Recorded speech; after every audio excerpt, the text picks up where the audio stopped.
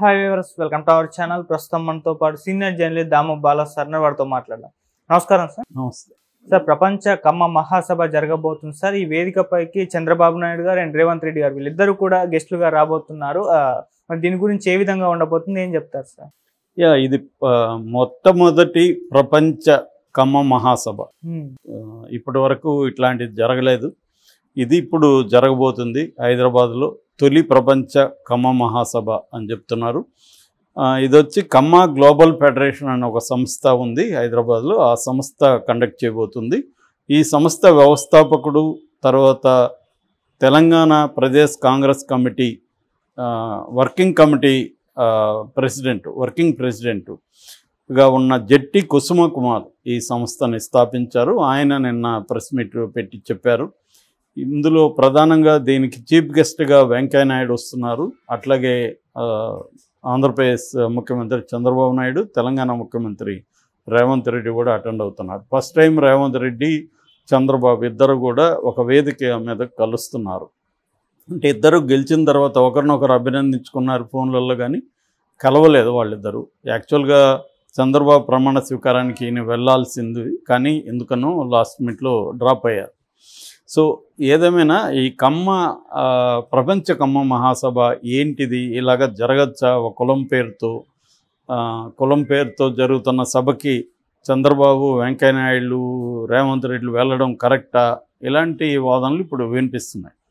అయితే ఈ కుల సంఘాలు అనేవి కొత్తగా వచ్చినవి కాదు. స్వాతంత్ర పూర్వంలో కూడా కుల సంఘం ఉంది. యాక్చువల్గా ఫస్ట్ కమ్మ మహాసభ జరిగింది 1910లోనే జరిగింది. కృష్ణా జిల్లాలో కౌతారంలో జరిగింది. అప్పట్లో కంటంనేని వెంకటరమణ, తర్వాత బొబ్బా పద్మనాభయ్య వీళ్ళిద్దరూ దాన్ని కండక్ట్ చేశారు. అప్పటి నుంచి స్వతంత్ర పూర్వం నుంచి కూడా కమ్మ సంఘాలు కలవడం, కమ్మ సంఘాల సభలు, వాళ్ళ కమ్మ కులానికి సంబంధించిన సేవా కార్యక్రమాలు ఇవన్నీ ఎప్పటి నుంచో ఉన్నాయి. కమ్మనే కాదు, రెడ్డి కావచ్చు, అన్ని కుల సంఘాలు ఉన్నాయి. మనకి అప్పటి చరిత్ర గ్రంథాలను చూసినా, అప్పటి రచనలు చూసినా అందులో కుల సంఘాల ఇవి ఉంటాయి. వాళ్ళు హాస్టల్స్ కూడా కట్టేవాళ్ళు. నేను ఒక బయోగ్రఫీ రాసినాను, మార్గదర్శి అని. సో అందులో పంతులు గారని ఉంటారు. ఆ పంతులు గారు చదువుకునేది కూడా కమ్మ హాస్టల్లో ఉండి చదువుకున్నారు.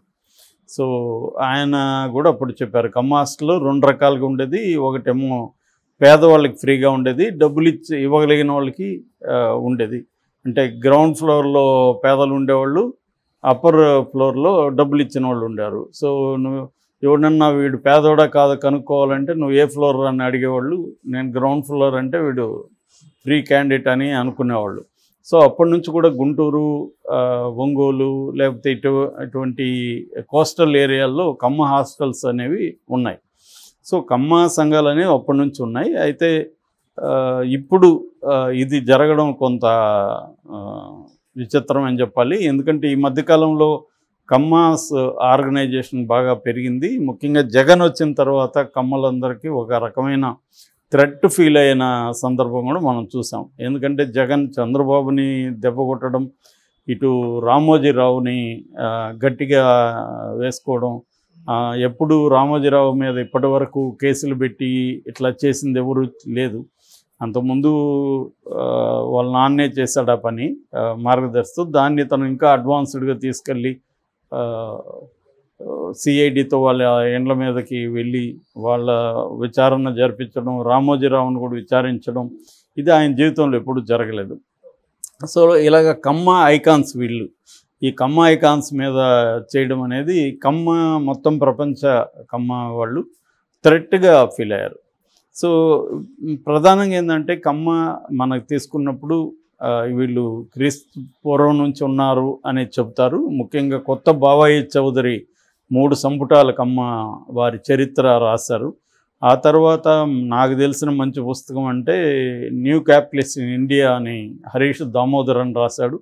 దాంట్లో ఆయన ఇండియా వైజ్గా కూడా ఏ కులాలు చారిత్రకంగా క్యాపిటలిస్టులుగా మారుతూ వచ్చారు అన్న ఒక పరిణామాన్ని ఆయన చెప్పాడు. అది ఆంధ్రప్రదేశ్లో కమ్మాస్ అండ్ రెడ్డిస్, తర్వాత క్షత్రియాసు, కాపులు, చివరికి ఫైనల్గా దళితులు, వీళ్ళు ఎట్లా క్యాపిటలిస్ట్గా వచ్చారనేది ఆయన వివరంగా వివరించారు. కొన్ని కేస్ స్టడీస్ కూడా ఆయన చెప్పారు అందులో.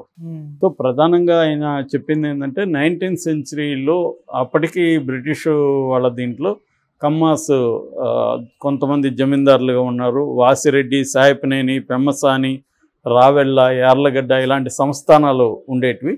సో ప్రధానంగా కమ్మాస్ దగ్గర ల్యాండ్ ఉండేది. 20% కమ్మ పాపులేషన్లో 80% ల్యాండ్స్ వాళ్ళ దగ్గరే ఉన్నాయి.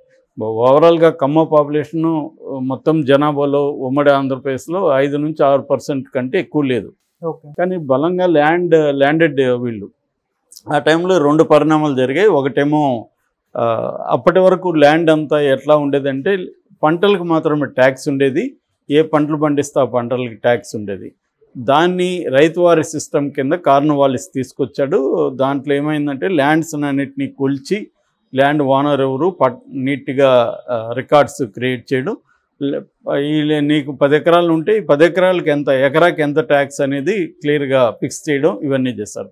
అదే సమయంలో కాటన్, సర్ ఆర్థర్ కాటన్, ఆయన ఇంజనీరు, ఆయన ఇవి డ్యామ్స్ అవి కట్టాడు. బ్యారేజెస్ అవి కృష్ణా బ్యారేజ్ కావచ్చు, రాజమండ్రి దగ్గర ధవళేశ్వరం దగ్గర బ్యారేజ్ కావచ్చు. దీనివల్ల ఏంటంటే ఆనకట్టలు కట్టినప్పుడు వాటర్ ఒక దగ్గర స్టోర్ చేసి వాటిని పంటలకి వదలడం అనేది చేశారు. అదే ఆయన బ్రిటిష్ రెవెన్యూ పెంచడం కోసం చేసినప్పటికీ అది కమ్మాస్కి బాగా ఉపయోగపడింది. ఆల్రెడీ ల్యాండ్ వీళ్ళ దగ్గర ఉండడం, ఈ ల్యాండ్ని కొలిచి పంటలు కాకుండా ల్యాండ్కి ఫిక్స్ ట్యాక్స్ చేయడం, వాటర్ అందుబాటులోకి రావడం. దీంతో వీళ్ళు ఏమయ్యారంటే కమర్షియల్ క్రాప్స్, క్యాష్ క్రాప్స్ అంటారు వాటిని. అంటే నీళ్ళు మందు కావచ్చు, పొగాకు కావచ్చు, కాటన్ కావచ్చు, పసుపు కావచ్చు, ఇలాగా రకరకాల కమర్షియల్ క్రాప్స్, తిండి గింజలు కాకుండా కమర్షియల్ క్రాప్స్ పండించడం. దానివల్ల పెద్ద ఎత్తున ఉత్పత్తి జరగడం. ఎందుకంటే ఏ పంట పండించినా ట్యాక్స్ ఒకటే కాబట్టి కమర్షియల్ క్రాప్స్. ఆ క్రాప్ పంటల నుంచి వచ్చిన ఉత్పత్తిని వాళ్ళు అమ్ముకోవాల్సి రావడంతో వాళ్ళు పక్కన టౌన్స్కి ట్రేడింగ్లకి వీళ్ళే ఎంటర్ అవ్వడం. ఆ తర్వాత ఈ అగ్రో బేస్డ్ ఇండస్ట్రీలకు కూడా కమ్మాస్ ఎంటర్ అయ్యారు. అంటే ఎరువుల ఫ్యాక్టరీలు, చెరుకు ఫ్యాక్టరీలు, ఇలాగంతా వీళ్ళు రావడం. దాంతో అర్బనైజ్డ్గా మారడం. అక్కడి నుంచి మెల్లగా బిజినెస్ మెన్గా మనకి ఎదగడం. అంటే రైస్ మిల్ల దగ్గర నుంచి ఇప్పుడు నేను చెప్పిన ఇండస్ట్రీస్లోకి వీళ్ళు వెళ్ళారు. అలాగే మనకి తొలి కమ్మ పారిశ్రామికవేత్తల్లో వెలగపూడి రామకృష్ణ కనిపిస్తారు. ఆ తర్వాత ముల్లపూడి హరిశ్చంద్ర ప్రసాద్. ఆ తర్వాత వీళ్ళకి కొంగునాడు కమ్మవర్ అంటారు, కమ్మవర్ నాయుడుస్ అంటారు. కొంగునాడు అంటే కోయంబత్తూరు ఏరియాలో, అక్కడ కూడా వాళ్ళు కూడా డెవలప్ అయ్యారు. వాళ్ళకి వీళ్ళకి కూడా బాంధవ్యాలు కూడా కలిసాయి అనమాట. ఆ కొంగునాడు కమ్మవర్ నాయుడు వాళ్ళకి వీళ్ళకి కూడా. అట్లాగే వాళ్ళు కూడా అక్కడ ఇండస్ట్రియలిస్టులుగా గోవింద్ స్వామి నాయుడు, అక్కడ దొరస్వామి నాయుడు, అలాగే పేర్లు అక్కడ కూడా ఉంటాయన్నమాట. వీళ్ళు విజయనగర కింగ్డమ్లో కానీ, ఆ తర్వాత కాకతీయ రాజుల విషయంలో సైన్యంలో ఉండేవాళ్ళు, సైన్యాధిపతులుగా, సైన్యంలో దళ కమాండర్లుగా ఇలాగ ఉండేవాళ్ళు. కొంతమంది రాజకీయంగా కూడా యాక్టివ్గా ఉండేవాళ్ళు, కొంతమంది అడ్మినిస్ట్రేషన్లో కూడా కమ్మాస్ ఉండేవాళ్ళు. కానీ ప్రధానంగా కమ్మ సామాజిక వర్గం వ్యవసాయం ప్రధానంగా ఉండేది. ఆ తర్వాత నేను ఇందాక చెప్పిన వాసిరెడ్డి, సాయపనేని లాంటి సంస్థానాలు కూడా కమ్మ సంస్థానాలు వెలిసాయన్నమాట. సో ఇలాగా వీళ్ళు ఏంటంటే వ్యవసాయం నుంచి క్యాపిటలిస్టులుగా మారిన క్రమం మనకి ఆ పుస్తకంలో డీటెయిల్గా చెప్పారు. సో అలాగా ఇది మెల్లగా వచ్చి వీళ్ళు ఫస్ట్లో తొలితరంలో రాజకీయంగా తీసుకున్నప్పుడు కమ్యూనిస్ట్ పార్టీలు ఎక్కువ కమ్మాస్ మనకు కనబడతారు. అంటే కాంగ్రెస్కి పోటీగా కాంగ్రెస్లో రెడ్లు ఎక్కువ కనబడితే కమ్యూనిస్ట్ పార్టీలో కనబడతారు. ఆ తర్వాత తెలుగుదేశం పార్టీ పెట్టినాక కమ్మాస్కి ఒక ప్లాట్ఫామ్ ఏర్పడింది. సో తెలుగుదేశంలో వాళ్ళ కమ్మాస్ డెవలప్ అయ్యారు. ఆ తర్వాత మనకి డెవలప్ అయిన వాళ్ళలో కావూరి సాంబశివరావు కావచ్చు, ఇటు ల్యాంకో కావచ్చు, మ్యాట్రిక్స్ కావచ్చు, ఇలాగా అనేక ఇండస్ట్రీస్. తర్వాత మనకి వీళ్ళు అమర్రాజా బ్యాటరీ వాల్స్, గల్లా రామచంద్రరావు కావచ్చు, ఇలాగే ఎదుగుతూ మనకి వచ్చాయి. దాని తర్వాత చంద్రబాబు వచ్చిన తర్వాత అప్పటికే న్యూ ఎడ్యుకేషన్ రిఫార్మ్స్ అవన్నీ డెవలప్ అయినాయి చంద్రబాబు పీరియడ్కి. సో ఈ న్యూ రిఫార్మ్స్ ఇవన్నీ ఉపయోగించుకొని కమ్మ లాబీ ప్రపంచవ్యాప్తంగా విస్తరించింది. యాక్చువల్గా 1960sలోనే కమ్మాసు అమెరికా వెళ్ళడం, కెనడా వెళ్ళడం ఇవన్నీ సాధ్యమైంది. అక్కడి నుంచి ప్రపంచవ్యాప్తంగా విస్తరించడం, వ్యాపారాలు పెరగడం, రాజకీయాల్లో డామినేషన్ పెరగడం ఇది మనకి కనిపిస్తుంది.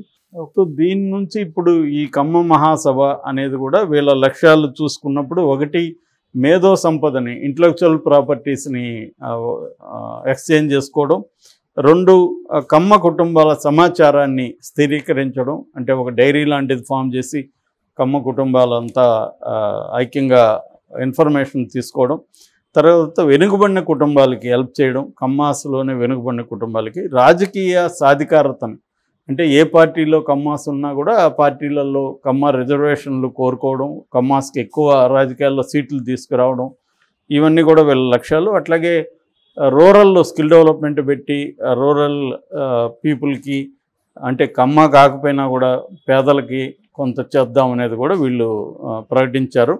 ఇతర సామాజిక వర్గాలకు కూడా ఎంప్లాయ్మెంట్ విషయం కావచ్చు, లేకపోతే వాళ్ళని చదివించే విషయం కావచ్చు, ఈ రెండు ఫీల్డ్స్లో మనం పనిచేద్దాం అనేది వీళ్ళ అజెండాగా ఇప్పుడు చెప్పారు.